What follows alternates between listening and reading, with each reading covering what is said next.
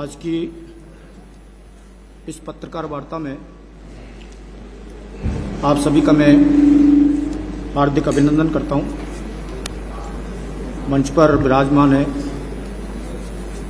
देश के यशस्वी गृह मंत्री माननीय अमित शाह जी, हमारे राजस्थान के चुनाव प्रभारी प्रहलाद जोशी जी, जयपुर के सांसद रामचरण जी बोरा, जयपुर की महापौर सौम्या गुर्जर जी, मैं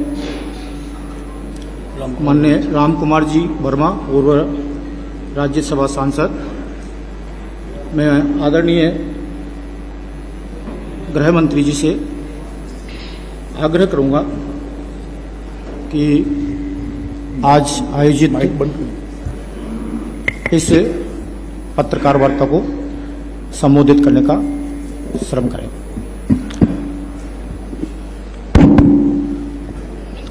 तो आज की पत्रकार वार्ता में आप सभी का स्वागत है। जैसा कि हम सब जानते हैं, आज राजस्थान का 2023 विधानसभा का चुनाव का प्रचार समाप्त हो जाएगा और 3 दिसंबर को मतगणना होने वाली है। मैं विगत 6 महीनों से राजस्थान में संगठनात्मक और चुनावी काम के लिए मेरा दौरा हुआ है। पूरे राजस्थान का दौरा कर मैं विश्वास के साथ बताना चाहता हूं कि राजस्थान में अगली सरकार भारतीय जनता पार्टी की बन रही है। पूरी राजस्थान के हर कोने में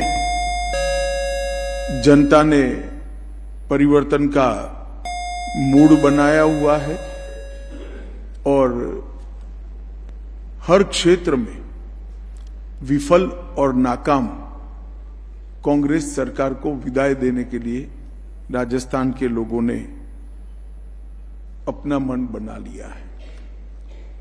भारतीय जनता पार्टी की परिवर्तन संकल्प यात्रा लगभग 9000 किलोमीटर चली। हर गांव दानी में हमने लोगों का संपर्क करने का प्रयास किया।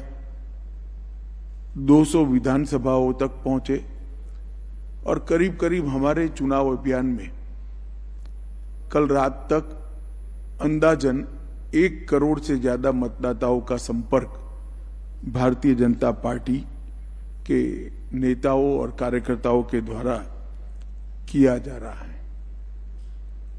राजस्थान ने हमेशा मोदी जी के साथ खड़ा रहकर भारतीय जनता पार्टी का समर्थन किया है। 2014 और 19 दोनों चुनाव में सभी की सभी सीटें भारतीय जनता पार्टी के खाते में देकर मोदी जी के प्रति अपना विश्वास हमेशा राजस्थान की जनता ने प्रकट किया है। परिवारवाद, भ्रष्टाचार और तुष्टीकरण की राजनीति जो कांग्रेस ने इस 5 साल में राजस्थान में इसका परिचय दिया, इससे राजस्थान की जनता बहुत त्रस्त है और उसके सामने भारतीय जनता पार्टी की नरेंद्र मोदी सरकार ने राजस्थान में करोड़ों लाभार्थियों को केंद्र की योजना का सीधा लाभ पारदर्शी तरीके से पहुंचाया है और केंद्र की दर्जनों योजनाएं गांव और गरीब दोनों के फायदे के लिए राजस्थान में सीधा परिणाम देती हुई नजर आती है। मैंने कई बार आम सभाओं में कांग्रेस से सवाल किया मगर मुझे जवाब नहीं मिला कि जब केंद्र में आपकी सरकार थी 10 साल तक 2004 से 14, तब आपने राजस्थान के लिए क्या किया। उसका जवाब कांग्रेस पार्टी नहीं देती है। मैं आज इस प्रेस वार्ता के माध्यम से राजस्थान की जनता को बताना चाहता हूं कि ग्रांट इन एड और डिवैल्यूएशन फंड का अगर टोटल करें तो 2004 से 14 तक 2 लाख करोड़ रुपया कांग्रेस सरकार ने राजस्थान को दिया था। मतलब 10 साल में 2 लाख करोड़ रुपया। और भारतीय जनता पार्टी की सरकार ने ये 2 लाख करोड़ के सामने 9 साल में 8,70,000 करोड़ रुपया राजस्थान को देने का काम किया है, लगभग 4.5 गुना। और इसके साथ साथ 7 लाख करोड़ के और काम जो केंद्रीय प्रोजेक्ट के रूप में, जैसे नेशनल हाईवेज हैं, रेलवे स्टेशनों का अपग्रेडेशन है, नई रेलवे लाइन बिछानी है, 6,000 करोड़ के खर्चे से कोटा में नया ग्रीनफील्ड हवाई अड्डा बनाना है, बीकानेर, जैसलमेर और किशनगढ़ हवाई अड्डे शुरू करना हो, बीकानेर में 1,000 मेगावाट का सौर पार्क, जैसलमेर में 800 मेगावाट का सौर park, Bhadla solar park phase 3 5,000 megawatt और लगभग 5 करोड़ लोगों को किसान सम्मान निधि, नल से जल, आयुष्मान भारत योजना, शौचालय, मुफ्त अनाज, उज्ज्वला योजना और प्रधानमंत्री आवास योजना के बेनिफिट हमने पहुंचाए हैं। राजस्थान सरकार ने 5 साल में सबसे खराब स्थिति अगर किसकी रही है तो महिलाओं की रही है, दलितों की रही है। महिलाओं और दलितों पर अत्याचार के ढेर सारे मामले राजस्थान में अब देखने को मिलते हैं और गहलोत सरकार में तुष्टीकरण की राजनीति चरम सीमा पर। ये 5 साल में छबड़ा, भीलवाड़ा, करौली, जोधपुर, चित्तौड़गढ़, नौहर, मेवात, मालपुरा, जयपुर सुनियोजित दंगे हुए। दंगाइयों पर कोई कठोर कार्यवाही राजस्थान सरकार की ओर से वोट बैंक पॉलिटिक्स के कारण नहीं हुई है। और उदयपुर में कन्हैयालाल तेली, भीलवाड़ा में आदर्श तापड़िया, चित्तौड़गढ़ में रतन सोनी, झालावाड़ में कृष्णा वाल्मीकि, जयपुर में मनु वैष्णव, बांसवाड़ा में गौरांग भट्ट, ढेर सारे नृशंस हत्या के केस भी तुष्टीकरण की राजनीति के चलते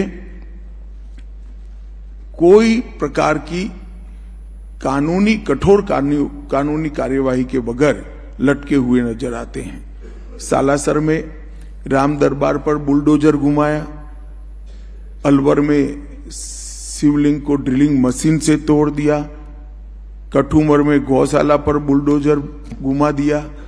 ऐसे कई सारे तुष्टीकरण के विकृत मामले राजस्थान सरकार से देखने को मिले हैं। महिलाओं पर दुष्कर्म की बात करें तो 5 साल में 2 लाख से ज्यादा महिलाओं के खिलाफ अपराध के मुकदमे राजस्थान में दर्ज हुए हैं।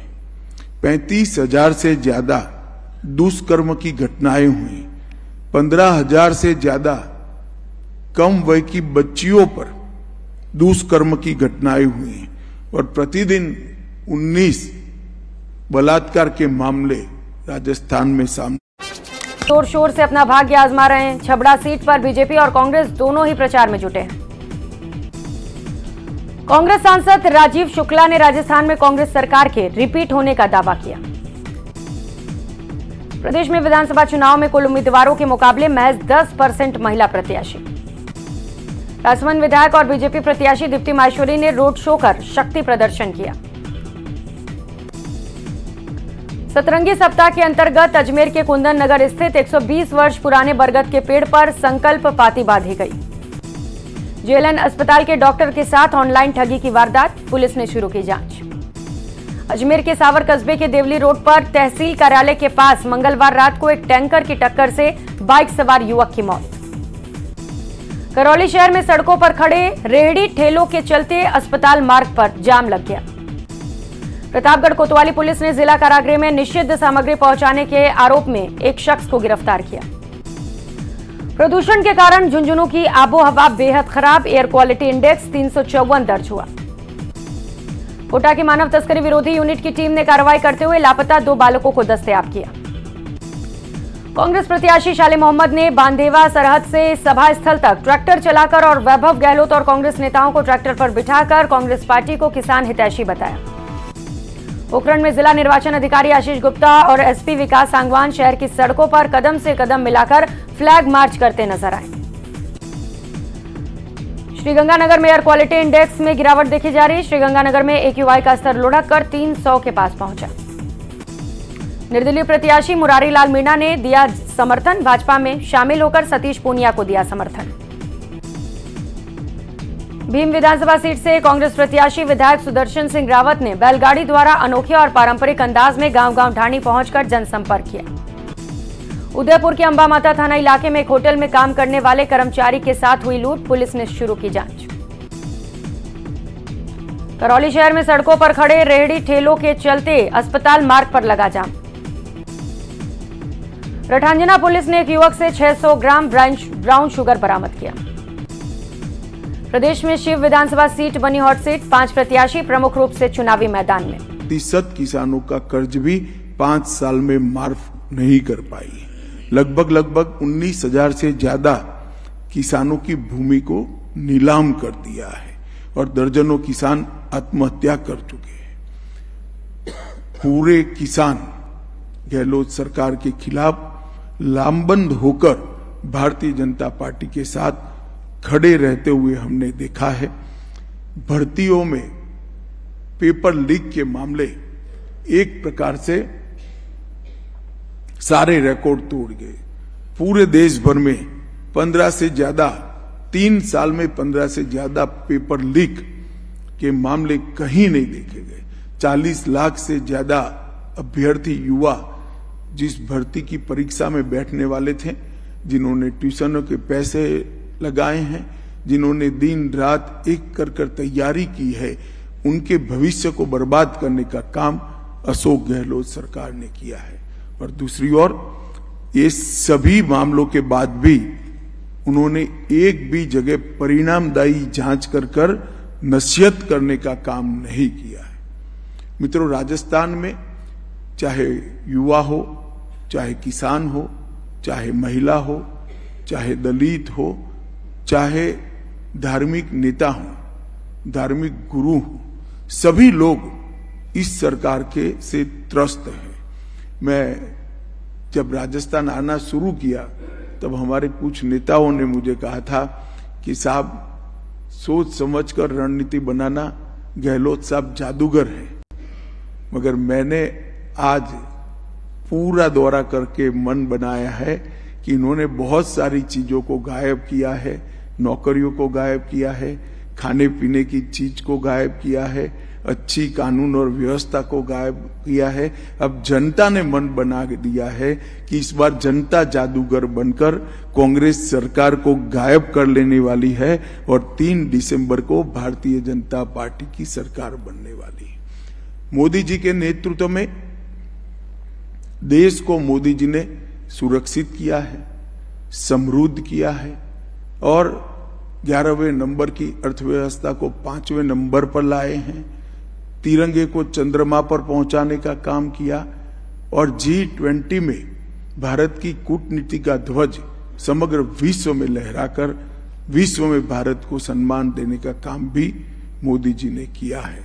आज मोदी जी के नेतृत्व में राजस्थान की जनता एकजुट होकर भारतीय जनता पार्टी को प्रचंड बहुमत देने के लिए खड़ी है। मुझे पूरा भरोसा है कि जो मतदान होगा और 3 तारीख को काउंटिंग होगा, यहां पर बड़े बहुमत के साथ सारे रिकॉर्ड तोड़कर भारतीय जनता पार्टी की सरकार बनने जा रही है। धन्यवाद। अब आप सवाल कर सकते हैं।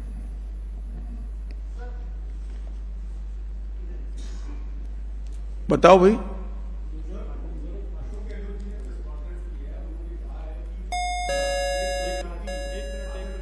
भाई छोड़ो ना, पूछने दो ना, तुम क्यों बीच में कर।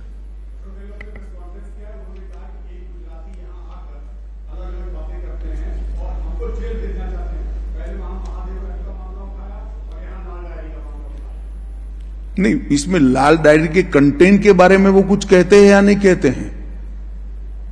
मुद्दा लाल डायरी का मामला कौन उठा रहा है नहीं है। मैं गहलोत साहब को कहता हूं, लाल डायरी के मुद्दे को तो भाजपा के कार्यकर्ता वाचा दे रहे हैं। सवाल आपसे राजस्थान की जनता कर रही है कि क्या है लाल डायरी में, क्यों डर रहे हैं? आपके एमएलए ने ही इसको बाहर निकाला है, क्या जवाब देना नहीं बनता? ऊपर से सवाल कर रहे हैं।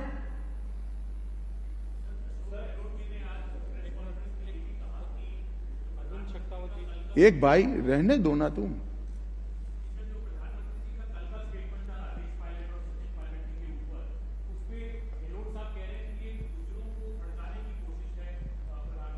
चले साहब, गहलोत साहब का चश्मा ही जाति का है, मैं कुछ नहीं कह सकता, मगर गहलोत साहब सचिन के लिए अच्छा 2 वाक्य बोल दे, इतना मेरा इनसे निवेदन है, अगर बोल सकते हैं तो। गहलोत साहब अब कह रहे हैं कि अमित शाह जी, गहलोत साहब अब कह रहे हैं कि गुजराती आकर यहाँ के राजस्थान में मारवाड़ी को हराना चाहते हैं। चलिए साहब, ऐसी चीजों का कोई जवाब नहीं। हम एक भी प्रत्याशी गुजराती नहीं है। सभी की सभी सीटों पर राजस्थान के ही धरती के पुत्र और बेटियां चुनाव लड़ रही। एक एक कर करिए, एक एक।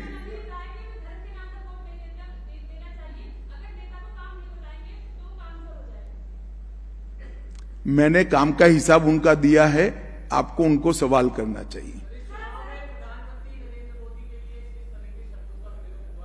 क्या लग रहा है आपको, गरिमा तार-तार हो रही? देखिए, जब भी मोदी जी के लिए अपमानजनक शब्दों का प्रयोग कांग्रेस ने किया, देश की जनता ने, कोई भी राज्य हो, इसका जवाब दिया है। मुझे भरोसा है कि मोदी जी के लिए अपशब्दों का प्रयोग जो राजस्थान में किया गया है, मतदान में राजस्थान की जनता इसका जरूर जवाब देगी।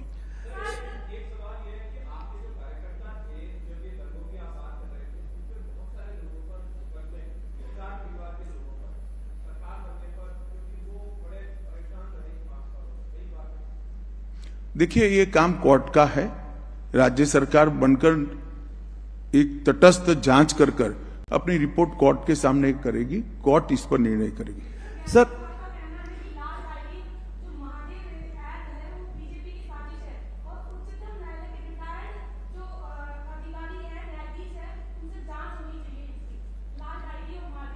नहीं तो अब तक क्यों जांच नहीं कराया उन्होंने? अगर वो कह रहे बीजेपी की साजिश है तो जांच करा लेते।